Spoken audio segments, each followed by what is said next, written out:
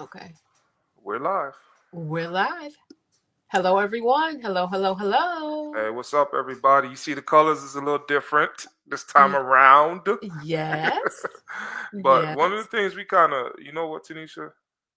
We need to update our names. I didn't realize that we did not do that. Okay, it's just live. Okay, because it's live, it's not going to let us do all of that. So we good. How you doing today in I'm Patty? I'm good. I'm doing good in Paris. How about you? How are you? I'm doing good. I'm doing good. I was kind of getting used to that fuchsia pink color. So you got to do this thing tomorrow.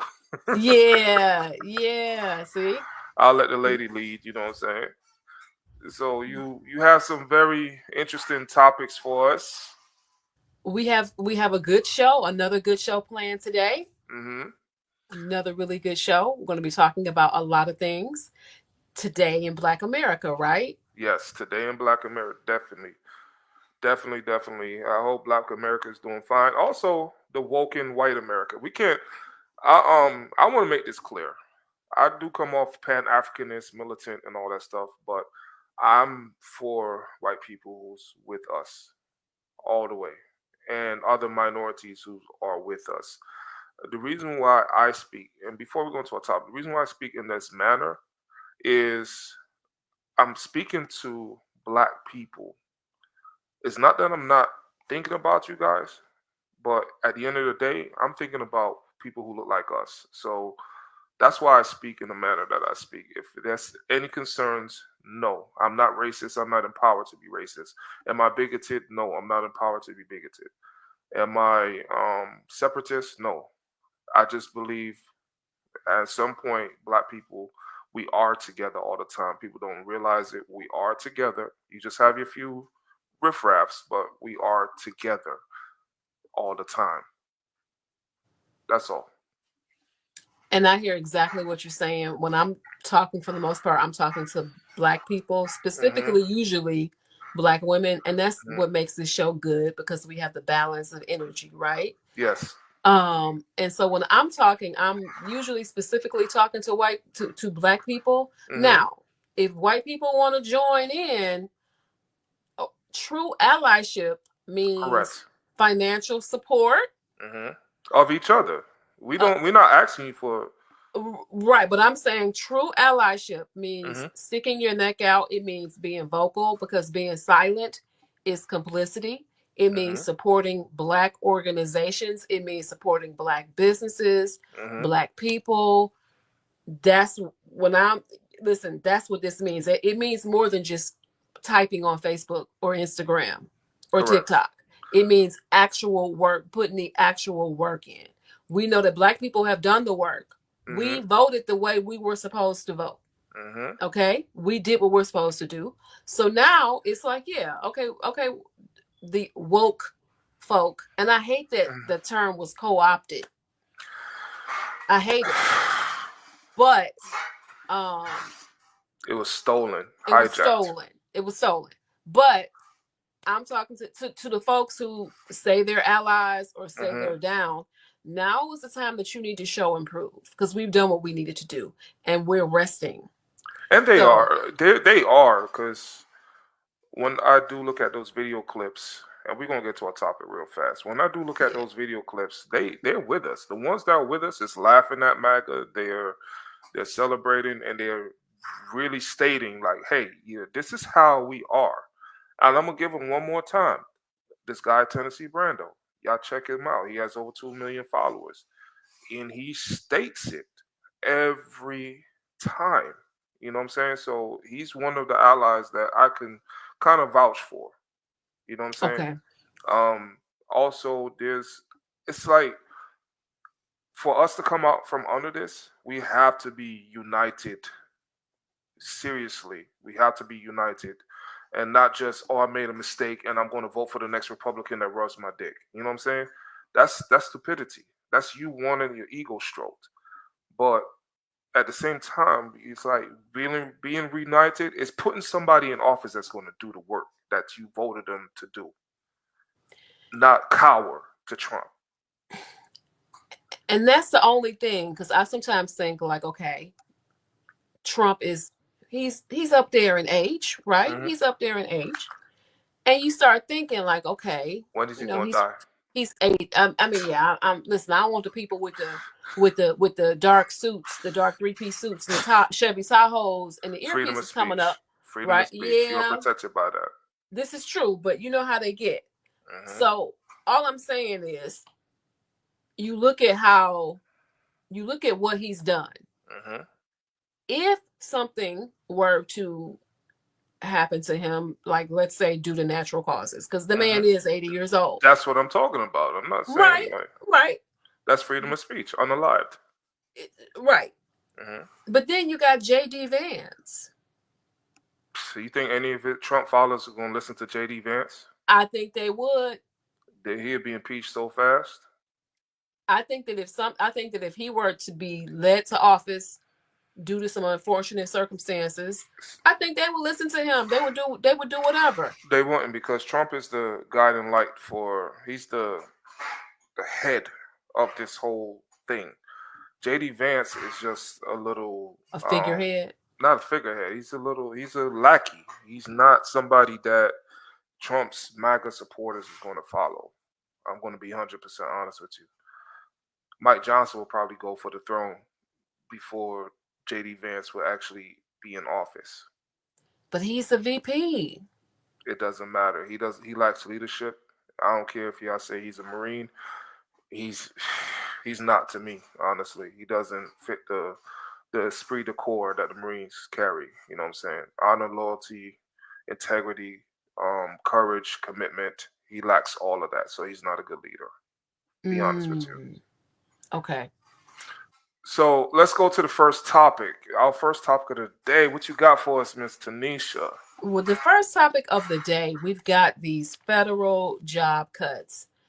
And I'm telling you, the government right now, government hiring is in shambles and people are losing their jobs. There was just an executive order signed that will cut thousands of more jobs. Right now, we've got 10,000 federal workers are being cut out of jobs. That's what the numbers are looking like. There is this executive order is going to seek a reduction in size, a large scale reduction in force. We've got more cuts coming. I mean, all of the alphabet agencies are affected here. Cities. So before you go into that, can we play what happened yesterday? Absolutely. Let's all right, let's take a look at this. Well, hundreds of federal unionized workers protested at Capitol Hill to oppose the president's plans to reduce the government workforce. Many of those attending this rally here have already been placed on administrative leave. Elon Musk is leading the newly created Department of Government Efficiency to cut staff and limit hiring. Democratic House Minority Leader Hakeem Jeffries grew up in a union household and told the crowd he's ready to fight with them. You should be respected, not rejected. You should be lifted up, not torn down. You should be embraced, not discarded. And we will stand with you until you get the dignity and respect that you deserve. The American Federation of Government Employees. All right. What did you think of that, Hakeem Jeffries? He kind of sounds like President Obama to me. If you just listen to him, he has some of President Obama's vocal cadence and mannerisms on that stage, to be honest with you. So I'm going to be really critical right now. And I'm going to say that there are thousands of people, tens of thousands of people who are lost their jobs or are going to lose their jobs. And we're talking about the IRS, thousands of people, the Department of Veterans Affairs, Small Business Administration, 20% of their workforce is going to be cut. We're talking about USA, 10,000 people, and more cuts are coming. If I was on a government payroll, and I have been a government contractor in the past. And I used to work for the federal government a long time ago, 20 years ago. Exactly. Yes. I would not want to hear what that man has to say. Because you just telling me lip service. So my mortgage is due. You talking my about light bill is due. You talking about Representative Hakeem Jeffries? Yes, because that's just that's just platitude. Don't patronize me. But he doesn't have no power. But what I'm saying is he doesn't have any power. But let's be clear. Hakeem Jeffries and the Democrats are the minority group in the Congress. So it doesn't matter how the Democrats going to vote. That how they're going to vote down the line, and the Republicans, because they outnumber the Democrats. And if 2 or 3 sides with Democrats, that's when we win. But if those 2 or 3 don't side with the Democrats, we lose. So he has no power. All he's saying is like he's trying to tell the people, hey, we are fighting. We are here. But we can't do anything right now because we are outnumbered. I mean, there are some legal challenges, right? There are some legal challenges. We don't know if everything he's announcing is all these cuts are legal. Mm-hmm. People are getting walked out of these offices, though. I'm just saying, if I had to think about it, we're around the same age. Mm-hmm. We know that a government job used to be a good job. And it still is. It's not after November the 6th, it's not. No. But it used to be you could, quote unquote, retire. Mm-hmm. We know the government isn't the top paying, but it was always thought of you exchange that for your stability, right? Correct. It is very hard if you're working within government offices. I don't know about the military. I can't speak on that. But so let me speak on that real fast.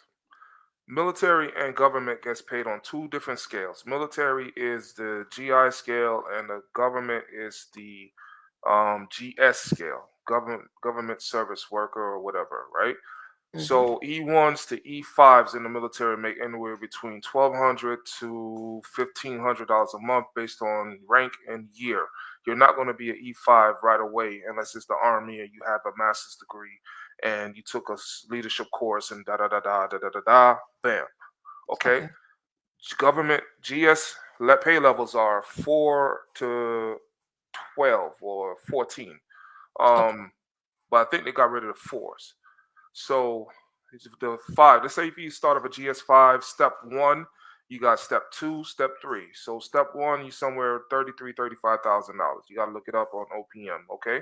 So that's how government workers are paid. If you are a GS12, step 5, you're over 6 figures.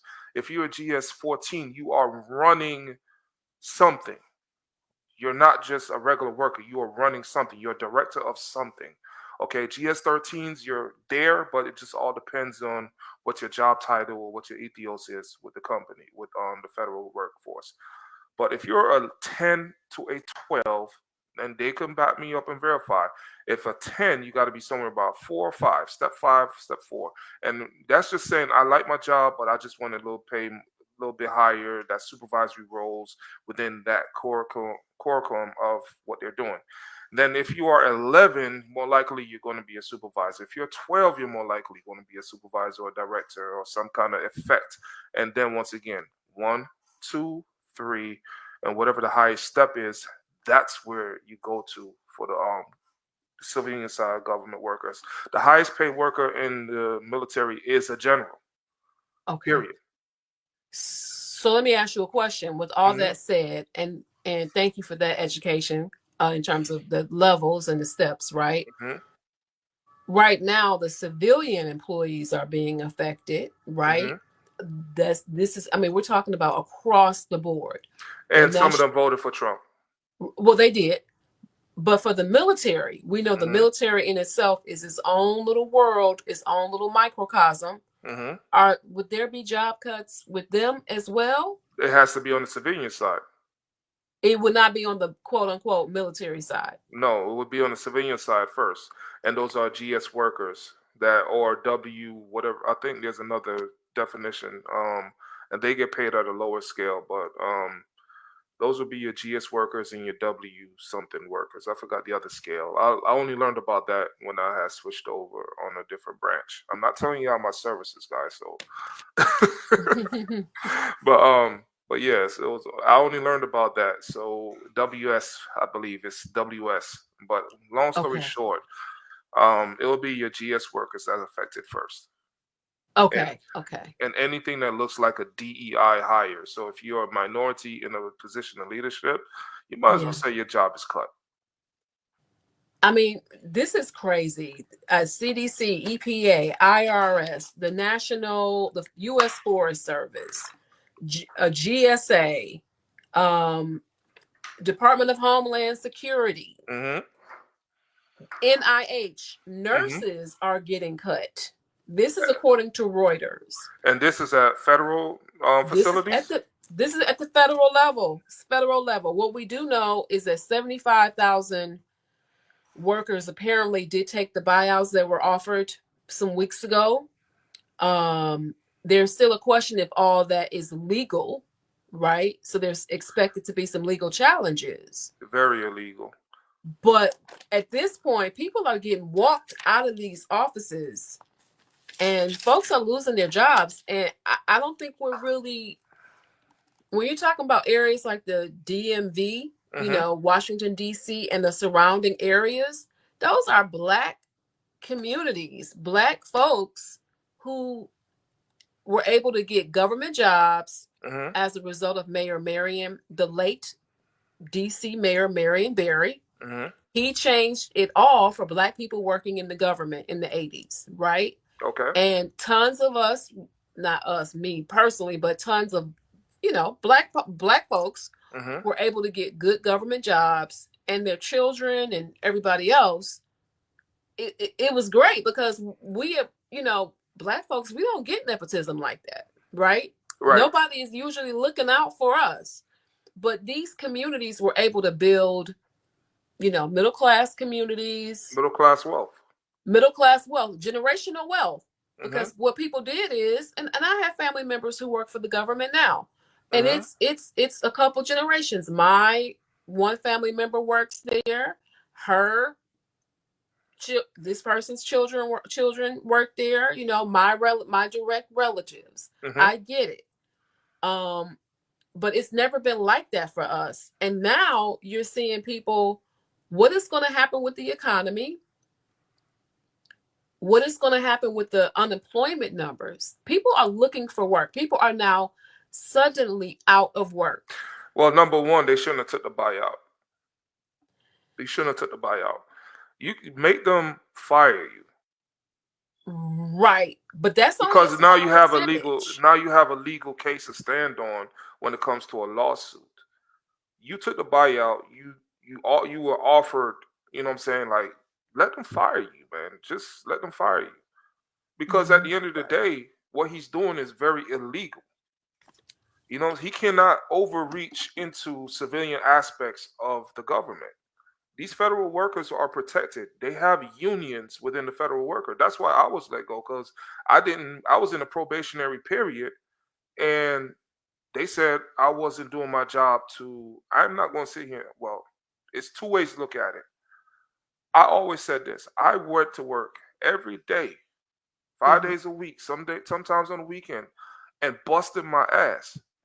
Because one person had an issue with how I had to do things, and I went to them and I told them specifically what was going on, and they was not trying to fix or help. And my biggest issue was, when I first got there, I worked too fucking hard. And when I say I worked too hard, I worked too impressively hard. So, let's give them something else. And this wasn't I couldn't do the job, but that's another story. They fired me. And because I didn't make that 1 year clip, I didn't have the union protection. Well, it's interesting you bring that up about the probationary employees, because those are a lot of the ones who are getting the boot. They've been there less than 1 to 2 years. Less than a year. Less than a year. But then you also got people, there are others too now, who are seasoned employees. Everybody getting dog walked out those offices. And they should have never took the buyout. Well, if you are at 20 years, retire. Just say, okay, I'm gonna do one better. I'm gonna retire. Right, but the buyouts are a very small percentage. We're talking about firings. That does not happen within the government, right? Correct. People, I mean, what is a government layoff? Like, the only thing we know about it is when they have the government, what do you call it? When you have the budget thing going on and you'll have the But freeze. You know what I'm correct. talking The about? freeze only freezes you on hiring. It doesn't freeze. They don't just let people go unless it's like the post office and a shortage of mail, which is hardly, right? Right. Only certain government jobs will have freezes or they'll have that type of layout. But in all, most of them need the capacity of people to run To effectively because exactly. what they do is a lot. Like OPM, for one, I keep saying officer personnel management. Imagine how much government employees there is in the United States of America and how much OPM personnel has to be staffed because they the ones that get your paperwork, processes you through the government payroll system, processes you through the FBI background check. They are needed. So imagine a workload of let's say 300-400 people who got hired and one person got to do all of this thing. Or There are 10 people got to do all of this thing. There are 2.3 million government workers. Now, 75,000 took the buyouts, according to my research, right? But the larger amount is now coming from these cuts because it's insane the amount of people that are losing their jobs. Now, Tanisha, can I ask you this? Yes. Do you feel sorry for any of them that voted for Trump that got laid off? It's not that I don't feel No, sorry I'm for asking, any of them. do you feel No. sorry for those? No, but I know the people who I feel sorry for are the people who voted For Kamala, yes. for Kamala. I feel sorry for those people. The people who did the right thing. I feel sorry for those people. I feel sorry for those people who maybe have 15 years in. They're not anywhere near retirement. Okay.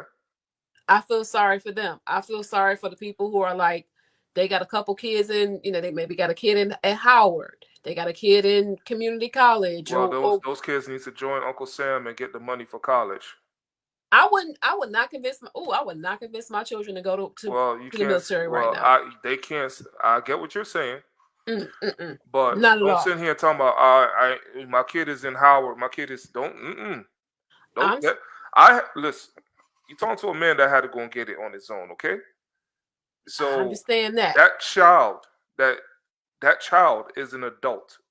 Yes, but would you tell? I mean, given your experience, given what we know about Trump America as of now, I cannot, with a good conscience, and I do have military in my family.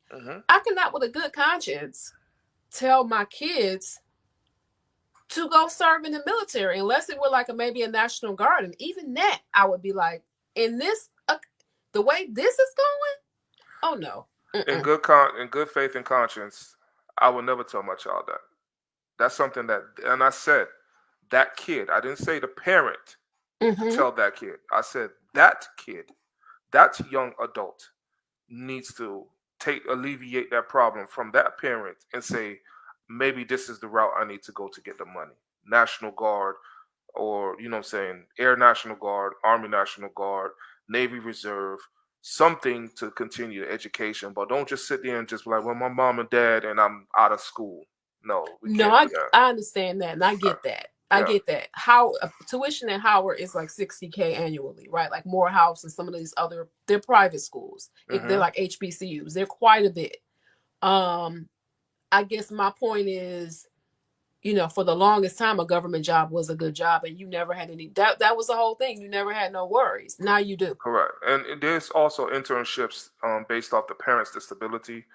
A lot of government workers are they're veterans. I wanted to say proper word was former military, active duty military, whatever. But a lot of children of those people get benefits. Will they be able to now? Not with this jackass in office. I mean, because isn't that considered like a DEI? it's not even a DEI. It's nepotism, or it's the benefit of or somebody who worked hard for their child. Once again, that's the middle class wealth that veterans get access to if they use it properly. Okay. So Okay. like for instance, my daughter, my son didn't get it because I was too low on my disability scale. Okay. But his sister, she gets it because I'm a lot higher now, but she gets certain benefits that he didn't have access to. Okay. Okay. Okay. Okay. So now, yesterday's protests were an eye opener, and honestly, I think Trump gets a hard on from that type of attention. Be honest with you, He does. he's probably in the office, like just really going at it with his thing because it's like, ooh, they hate me, I love it, or Yeah.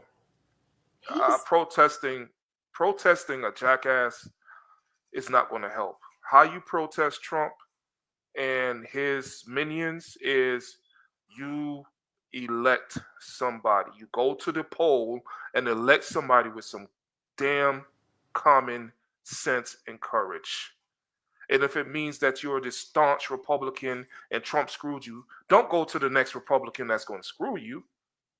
Just say, you know what, for once, I'm going to give this Democrat my vote because these people ain't helping me. Or I'm going to give this independent my vote because these people aren't helping me. Go to somebody that actually don't have the balls to defend your rights. See, I would hate if they would do the independent, only because that's like a waste of a vote, unfortunately, right? Because you did have people during this election and one's previous elections who were like, oh, I'm voting independent. And that is literally, you are splitting the vote, right? You are, because independent could go right or left. Right, but you're taking it from, if it's a tight election, right? It's taking it from it. And that person has, we can talk all day about the Green Party, Jill Stein. That's another topic for discussion. It is, but I'm just saying they don't have any. They've never been elected into an office, right? They don't have it. They don't have it. No. But I guess what was my point? My point is that we're gonna have to wait 2 years. I know the midterms are gonna be important, crucially important. My question would be, how are we going to survive these 2 years? Because that's the question. We're not even the only way we could survive these 2 years is they impeach him. If the Republican Party grows some balls and decides to impeach Trump, that's the only way. And that's less than 2 years. If they just start like, hey, let's start the impeachment process ASAP. They won't do it. But they won't do it. They won't do it. They all in bed with him. They won't. So, because he should have never been nominated in the first place. Thank you. They need to change. After this whole process, a lot of laws need to change. A lot of rules need to change. Like, seriously. So we don't ever have to go through this thing again. A lot of provisions need to be made to the Constitution because they didn't see something like this coming. And that was damn near 300 years ago. So now we're looking at, oh, man. So let's get to the next topic. We're going to have a short show today. Miss Mercer is stretched thin. Yes. She has other obligations, which is cool. You know, we love her for that. You gotta do your thing. So let's switch topic. What else you got for us? What else do we have going on today in Black America? We've got Target, right? Target ended their, speaking of DEI earlier, right? Target ended their DEI program, made a lot of different announcements, a lot of their Black creators in terms of their business people who have lines in Target. A lot of that is in jeopardy. And guess what? Black folks was like, hold on, you're not going to do us like that. We're going to stop shopping at your stores. And that's exactly what we did. And Target has lost a crazy amount of money. What's the amount? I'm hearing like $8 billion. It's the figures are ranging from, depending upon how you look at it, I've heard anywhere from 8 to 15 billion. Like 15 is like in market cap, right? In terms of the stock market. But it's estimated that we spend about like 89 million or so in Target a month. And, you know, this is pretty much like our version of the 2025 version of the Montgomery bus boycott.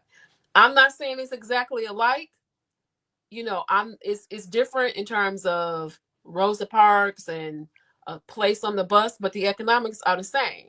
The Montgomery bus boycott ended because they were losing hundreds of thousands of dollars a day in the 1950s, right? Yes. It almost brought the city to its knees. So now 2025, it's a different fight, right?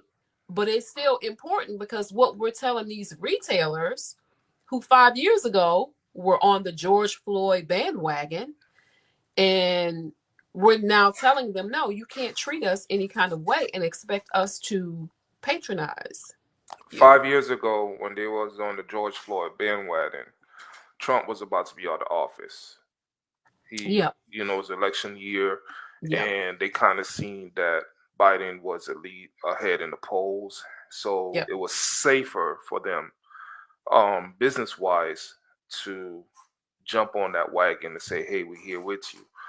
Because think about November 6th changed a lot of people's way of doing business because the madman is going to set people on them. Think about if Trump says Walmart and their DEI program is ruining America. One of his MAGA constituents will run out there and probably burn down a Walmart. Probably. And kill employees inside, kill customers inside.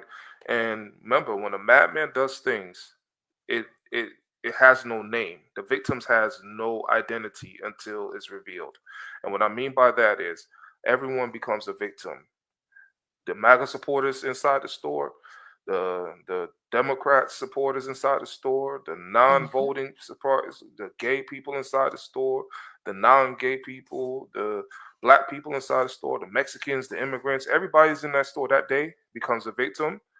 And once they revealed who they are, that one MAGA supporter killed a lot of people. So it's more safer to say, we ended our DEI programs publicly and still transactionally operate as they were doing before. So I want to say this, and I'm not going to reveal anything. I do have an insider to one of the companies. They are still doing their DEI. Okay. They were put on the list unjustly, and because they were put on the list unjustly, they didn't say nothing. But they're still doing their DEI, diversity equity program, without public knowledge, which is good. You don't always have to put out there the public knowledge of stuff. Now, if Target was if they're still operating that level, then that's a shame on us for not doing the investigation. And I'm telling us as Black and Whole, because what if they are operating and doing now?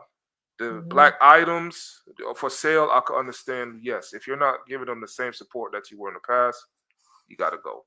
We can only go by what they're saying, right? Their statement said they were ending their DEI programs. Their statement said their Black Creators Program, which that is what brought a lot of small Black businesses into Target. They were ending that. Okay. So publicly, they publicly released a statement and said these programs were going to end. You could be like, every company is different, but a company like Costco has said, look, DEI is not going anywhere. And we have been shopping there in droves. I don't know what those numbers look like, but from what I'm hearing, we took the Target money and we going right over to Costco. But let's make sure our audience knows this. DEI does not mean Black only. It does not. It does not mean Black only. So for them to, you see what I'm saying? Like, that's why I said sometimes the fear of what a person could do. Once again, Target doesn't do what they're supposed to do or align with what they. Now, if Target CEO is aligned with Trump, then I could see why. So I guess that's the research project we got to do. If this man is aligned with Trump, then that's why the DEI went away with Target. If Costco CEO is not aligned with Trump and he's just like having a middle finger towards MAGA and their thoughts, then more power to that Costco CEO. You get what I'm saying? So it all depends on who's at top. So I guess that's the part that we got to really look at. Well, we do, and we don't know which company may have government contracts. I feel like some of these companies, there may be some arm twisting involved. Because what we do know is that, I mean, anything that says Black, underrepresented, historically marginalized, anything that mentions a potential, and I say minority in quotes, right? In government grants, government programs, it's eliminated. You can't even use it. Underserved, all of the words. You cannot. They're being cut. It's being cut out. All right. So that's the environment that we're dealing with right now. Today's environment is very hostile. It is. It is. Now, who's the special guest behind you? Oh, you can see him? Yes. It's my dog, Teddy. Hold on. Show Teddy to the world. Let me grab him. It's my little old dog. He's looking a little rough, but this is him. Yeah, this is him. Hey, Teddy, how you doing? This is Teddy. Mama working. Give her 5 more minutes. All right. Yeah. So now the last topic of the day. Now we're going to move forward, and not saying that DEI is important. The target losing all that money is not important, because it really is. We're going to circle back to that tomorrow's show. Okay. Moving forward, the war in Ukraine. You wanted to bring up that topic. Yes, and I should have probably introduced that topic before Target. My bad. Good. The war in Ukraine. The question is, will it be over? Will there soon be an end? Now, what brings you to that question? Because there was a meeting with Senator Marco Rubio and some others. He's not a senator. No, he's not even a senator no more. I'm sorry. You're right. Yeah. My correction. My bad on that one. But Trump and Russian political folks met to discuss the end of that engagement. So Marco Rubio went over to Russia to see if Trump could get some real estate in Ukraine. I mean, I believe so. Something's up. Okay. Ukraine wasn't there. President Zelensky wasn't there, so that was definitely not a peace meeting at all. I don't know how you can talk about a war ending if all parties are not involved. So that has to do with Trump siding with Russia and saying, if you win the war in Ukraine, break me off a piece of something while you try to reset up your USSR. That's what it sounds like to me. I mean, backdoor deals are happening. Yes, and we know Putin is Trump's boy, right? Putin is Trump's boy. Trump is Putin's idiot. Okay. For better terms. Yeah. Putin. Vladimir Putin. We're going to get his name right. You got me saying Putin. What did I say? Putin?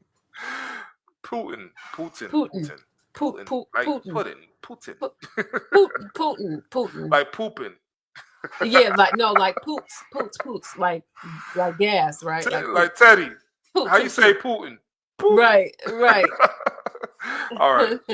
So Putin is the way Putin looks at Trump, like dude, he's my Mitch. Yeah, basically. He's my Mitch. Like, I own this dude. Like, I helped him win both elections. You know what I'm saying? And Elon's my Mitch too. Yep. So basically, remember what I said yesterday when I ended the show. I said, the route that we're going, our allies is going to become our enemies. Right? It's crazy. It's insane. And I say that because it's like the United States went from being the dark knight that helps the world into being the dark horse, the Trojan. It's like, how I want to say is basically, I got it. And it comes from a comic book movie. You live long enough till you become the enemy. Yep. And that's where we at right now. And sorry, go ahead. No, I'm sorry. No, go ahead. Okay, I was going to ask, when you said the enemy, you live long enough, you become the enemy, and I wanted to ask you and definitely our viewers out there to think about this. It seems like we have an oligarchy government between Elon Musk, right, which he should not be there. He's there because of Trump, right? And whatever backdoor deal they got. Even there was an announcement the other day that the founder of Airbnb, like, he's got some kind of government, a Doge involvement. When I look at it, to me, it seems like all these tech bros are tech broing, and that's all that they're doing. Why? It's like, why are these people involved in our level of government? All I can say is this: they're not government officials. They haven't been vetted by the United States Senate. They're not confirmed by anybody. They haven't even been. They're not government officials. I say that to say this: these tech bros or wannabe oligarchs are going to find themselves on the wrong end. That's all I'm gonna say. That's all That's all I'm gonna say. But I want to keep it safe. Let me keep it safe. So let me add this cleared a clip major right legal here for hurdle. the viewers. This Okay. comes as Trump is now pushing for a diplomatic end to the war between Russia and Ukraine. Now, the White House also preparing to meet with Ukraine's leader soon. Jared Hill has more. I think they have to make peace. President Donald Trump says negotiations will begin immediately toward ending Russia's war with Ukraine. At the swearing in of his new director of national intelligence, Tulsi Gabbard, the president said he spoke to leaders of both countries on the phone yesterday and told reporters he plans to meet face-to-face with Russian President Vladimir Putin. We expect that he'll come here and I'll go there, and we're going to meet also probably in Saudi Arabia the first time. President Trump was non-committal on a sit-down with Ukraine. All right, that's enough of jackass. That's enough of that. That's enough. Hold on. Ukraine's President Volodymyr Zelensky.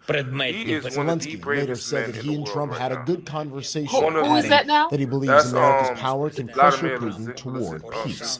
But in a big shift Vladimir from the Zelensky. previous The administration. president of the Ukraine, right? Yes. Okay. Yes. Okay. That man is a G right there. He's one of the bravest men in the world right now. And honestly, like, the show that Trump puts on this, like, this is the worst reality show ever. Ever. Why do you call him the bravest man? To stand up to Ukraine, they're a small country compared to Russia. Yeah. And it doesn't matter what he's there. He's on the ground with his with his people. He could have went to another country and just said, "Oh, protect me." No, he's fighting he's not picking up a rifle. Don't get twisted. But he's there with his people. Right. He's there with his people for his people. And he speaks about Putin like he ain't, you know what I'm saying? Like, he tells him, like, you ain't getting this land, dude. Right. Basically over my dead body. You're not getting this land. So no matter, and the people are still with him. He's leading his troops. That's what a true leader does. He unites his people and lead his troops. Of course, some of his people ran for self-preservance, but honestly, it's like, how much self-preservance? You came to a country now that's basically like blowing up on the inside. Let me ask you a question, though. From your military perspective, who do you think is winning? Ukraine. Okay. Ukraine. That's a no-brainer. That's like a no-brainer. You can see the results. I mean, like, yeah, Russia does these 1,500 bombs or whatever. Yeah. And they showing all that damage. But when you really look at the progress, if Russia it's been how many years? 3 years. At least 3? Yeah. It's 3 been a minute. years, right? Yeah. And Russia has not made that much progress. Yes, they have won some territories but Ukrainians has won some territories too. Exactly. So until I'm sorry, but until the Kremlin is out the picture, that's when Ukraine really wins. So, and what the United States doing now is messing up their offensive. So Ukraine is going to other European countries like, hey, we need your help because X, Y, Z. And with those countries' equipment, they have made great strides, like dead ass. Even with the old Soviet Union equipment, they were still doing their thing. You know what I'm saying? Okay. So, like I said, Viva la Ukraine. You know, however you want to say it, yo, keep fighting. Like, don't trust this dude. We can't help you. We would love to help you, but we don't got the right person in office. Forgive us. 4 years from now, if we get the better person in office to help you, and y'all still fighting, that's when American reinforcements is going to come. But right now, I would hope that that this is not 4 years later. We're not still, you know. I would hope so too. I would hope it will end it by then. And if it ends with Ukraine victorious, it's like, why we need America? Thank you, America, for the help, but it's going to show the world they don't need us. This is true. And when the world feels like they don't need you, all your enemies start looking at you. I think that everyone is already looking at America crazy anyway. They are. Look at the French president. I mean, here I am, you know, Emile Macron. Oh man, you gotta talk about that. Come on, tell us what's going on. I mean, it's a lot. Listen, that might have to be the next show.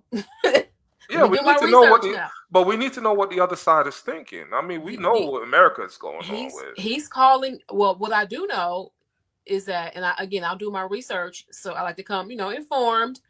We'll definitely talk about it on the next show. But from what I'm reading, the Macron has called a meeting with other leaders in the European Union.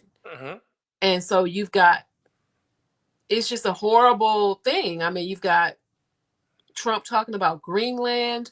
Greenland never messed with nobody. No. Like, what? Come on now. All right, everybody. That is today's show.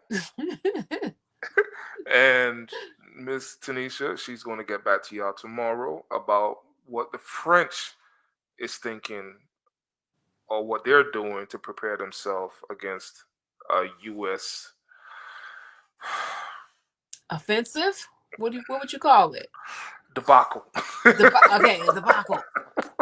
A debacle. Listen, they're ready to fight in croissants. Okay. They ready to throw them croissants, right? Exactly.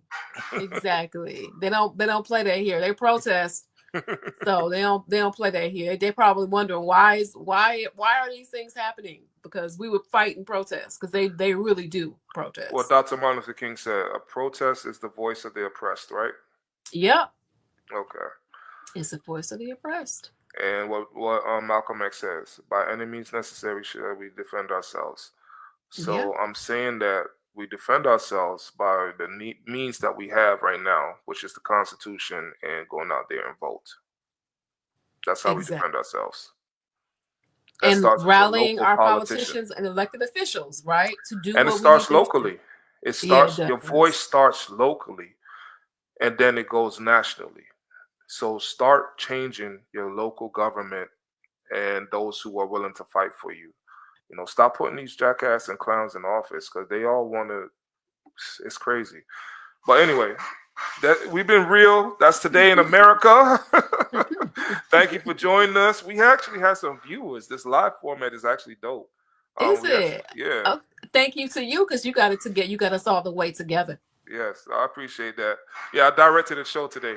Yes, you did. Indeed you did. That's usually Tanisha's job. I guess we need to get a director once we get some funds up in this month. Listen, you were the executive producer. You held it down. I appreciate that, sister. All right, you enjoy your time. Your other podcast. Make sure y'all check her out. What you gonna be on? Just tell them what you're gonna be on, then we out. Okay, make sure you check me out on YouTube. It's my channel about Paris life. It's what is my handle? At Tanisha_Mercer is the channel on YouTube. Also on Facebook, I talk about politics, pop culture, celebrity news on Black Ass News on Facebook, Black Ass News Comedy on IG, And what is the TikTok? I think it's Black Ass News as well. So check us out. All righty. It's been real. JG, IAMU Lounge, Facebook and YouTube. Peace, everybody. Until next time. Till next time.